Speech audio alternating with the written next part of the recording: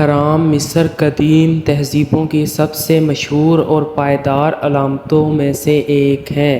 یہ متاثر کن ڈھانچے جو فرعونوں کے مقبروں کے طور پر بنائے گئے ہیں ایک بھرپور تاریخ رکھتے ہیں جو 4500 سال پرانی ہے۔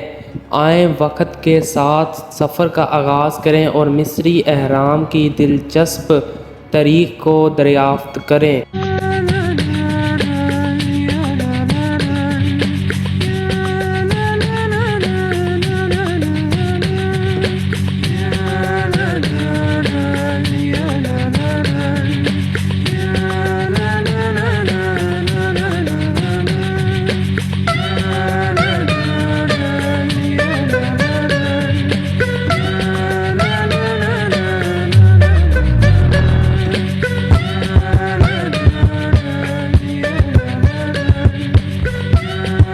مصر میں اہرام کا دور قدیم بادشاہی دور تقریباً 2700 قبل مسیح شروع ہوا۔ پہلا اہرام جسے سٹیپ اہرام کے نام سے جانا جاتا ہے سقرا میں فرعون جوسر کے لیے اس کا معمار امہوٹپ نے بنایا تھا۔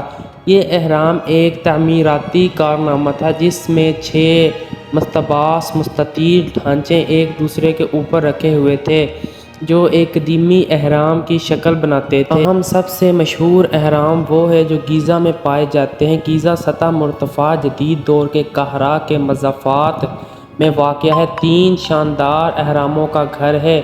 خوفو کا عظیم اہرام جسے چپس بھی کہا جاتا ہے، خفری کا اہرام اور میناکاور کا اہرام۔ یہ اہرام پرانی سلطنت کے چوتھے خاندان کے دوران تعمیر کیے گئے تھے۔ اہرام گیزا کو ہم گہرائی سے جانیں گے ویڈیو کے لاسٹ میں۔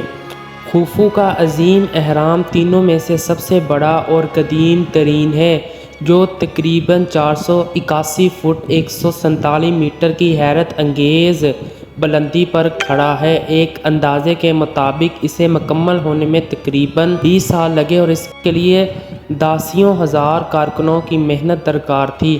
اس کی تعمیر کے لیے استعمال کیے جانے والے درست طریقے اب بھی زیر بحث ہیں جن میں بڑے پیمانے پر ریمپ سے لے کر اندرونی ریمپ تک اور پلیوں اور لیورز کے ذہین استعمال کے نظریات شامل ہیں۔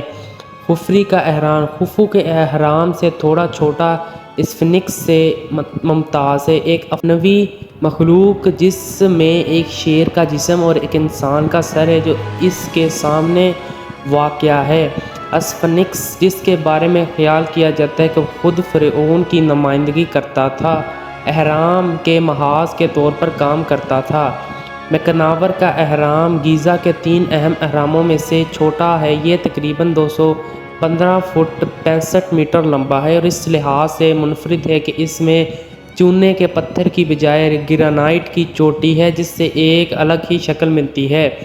ان اہراموں کی تعمیر کے لیے پیچیدہ منصوبہ بندی، انجینئرنگ کی مہارت اور ایک وسیع افرادی قوت کی ضرورت تھی۔ مزدور قریبی ہستیوں میں رہتے تھے اور انہیں مزدور گروپوں میں منظم کیا گیا تھا جو مختلف کاموں کے لیے ذمہ دار تھے جن میں پتھر کی کھدائی اور نقل و حمل، بلاکس کو تراشنا اور خود اہرام کی تعمیر شامل تھی۔ اہرام کے اندر فرعونوں اور ان کے خزانوں کو رکھنے کے لیے وسیع تدفین کے کمرے بنائے گئے تھے۔ یہ حجرے ان چیزوں سے بھرے ہوئے تھے جن کی فرعونوں کو بعد کی زندگی میں ضرورت ہوگی، بشمول فرنیچر، مجسمے اور کشتیاں۔ اہرام فرعون کے خاندان افراد کے لیے چھوٹے سیٹلائٹ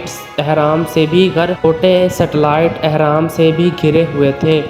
تو دوستو، فرعونوں کا ماننا تھا مصر میں کہ مرنے کے بعد ہم دوبارہ زندہ ہوں گے اور ہمیں ہمارے خداؤں سے ملنے کے لیے بہت زیادہ خزانوں کی ضرورت پڑے گی جو کہ ہمارے مرنے کے بعد ہمارے ساتھ دفنائے جائیں۔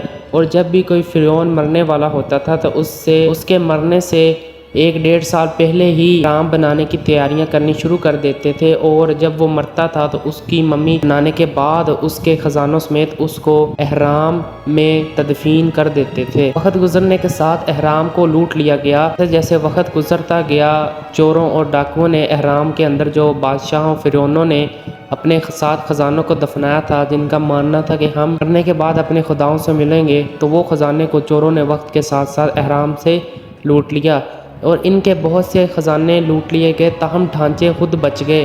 ناصراً انسانی مداخلت سے انحراف کرتے ہوئے ان کا زندہ رہنا قدیم مصریوں کی انجینئرنگ کی ناقابل یقین مہارت کا ثبوت ہے۔ آج کئی سو سال گزرنے کے بعد اہرام مصر جیسے تھے ویسے ہی کھڑے ہیں، بس ان کے اوپر رنگت کا فرق آیا ہے۔ قدیم بادشاہی کے بعد اہرام کی تعمیر میں بتدریج کمی آئی۔ مڈل کنگڈم اور اس کے بعد ادوار کے دوران فرعونوں نے وادی آف کنگز اور دیگر مقامات پر چٹان سے کٹے مقبروں کا انتخاب کیا۔ توجہ اہرام سے مندروں کی طرف منتقل ہو گئی، جیسے لکسر کا مشہور مندر اور کرناک کا مندر جو مختلف دیوتاؤں کے لیے وقف تھے اور مذہبی عبادت کے مراکز کے طور پر کام کرتے تھے۔ آج مصری اہرام دنیا بھر سے آنے والوں کو اپنی طرف متوجہ کرتے ہیں۔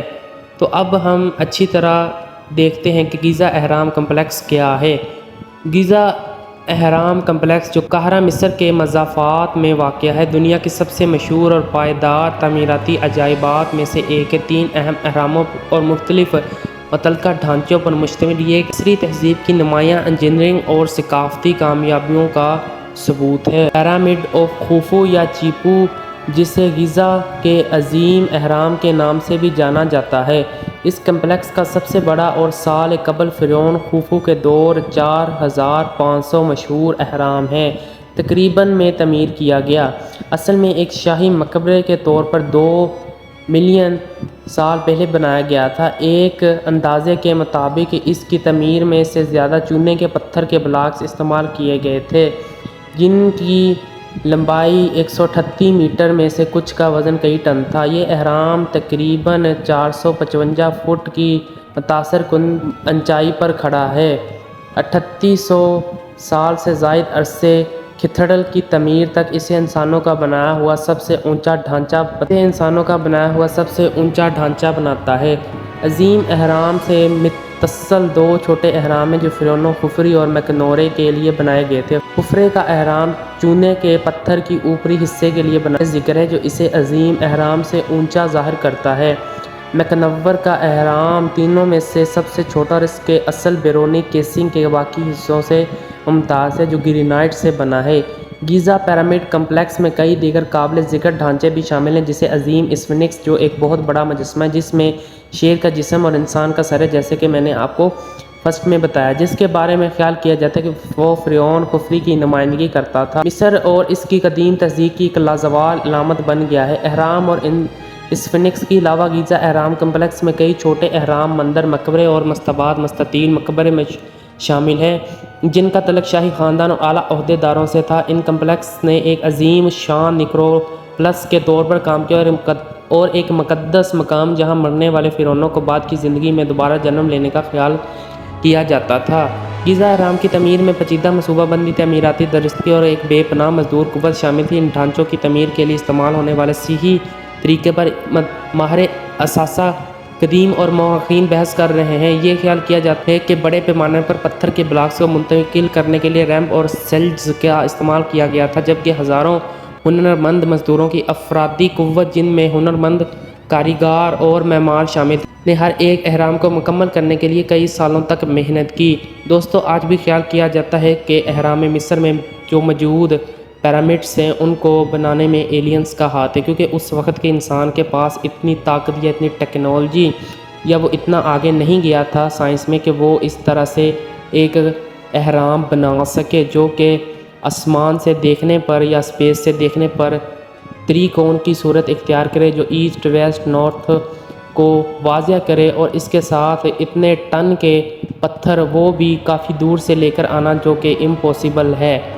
بہت ساری تھیوریاں اس کے اوپر ہیں، اور کچھ تھیوریاں یوں ہیں کہ پتھر لینے کے لیے جو لوگ تھے مصر کے، وہاں کی عوام تھی اور جو مصری اس وقت کے فرعون تھے، وہ اپنے جو عوام تھی ان کو جو تھا ہر وقت کھانا، پانی اور ہر قسم کی سہولیات دیتے تھے، اور کئیوں کا یہ بھی ماننا تھا کہ جب یہ پیرامڈ بنتے تھے تو وہ بنتے بنتے ہی مزدور مر جاتے تھے بناتے بناتے ہی۔ کچھ کا یہ بھی کہنا ہے کہ ایسا بالکل نہیں تھا کہ مزدور بھی مر جاتے، ان کا بلکہ بھرپور خیال رکھا جاتا تھا کیونکہ وہ پیرامڈ کو تعمیر کرنے میں اپنا کردار ادا کر رہے۔ اس وقت یہ بھی کہا جاتا ہے کہ اس وقت سب سے زیادہ کھانا جو تھا وہ پیرامڈ تعمیر کرنے والوں کے جو ہے مزدور ان کے لیے بنایا جاتا تھا مصر میں، اور 80% جو گندم تھی اور جتنا بھی 80% کھانے پینے کی اشیاء تھی وہ ان مزدوروں کے لیے صرف ڈیلی بیسس پر کی جاتی، اور کئی ٹن کے وزنی پتھر یا تو کہا جاتا ہے وہ لے کر آئے ہوں گے ہاتھیوں کے اوپر چھوٹے پتھر، یا وہ ایک لکڑی کا بورڈ بنا کر اسے سنگلوں سے کھینچتے ہوئے اس پر پتھر رکھ کر پیرامڈ تک لے کر آئے ہوں گے، یا ایسا بھی مانا جاتا ہے کہ اوپر پتھر لے جانے کے لیے وہ ایک کے اوپر ایک جو تھا سٹیپ بناتے ہوں گے، پھر نیچے والا پرسن تک وہ پتھر پہنچاتا ہوگا، اس طرح وہ اوپر سے اوپر جاتے ہوں گے۔ چینل کو سبسکرائب کر دیں تاکہ آنے والی ہر نیو انفارمیشن ویڈیو آپ تک پہنچ سکے۔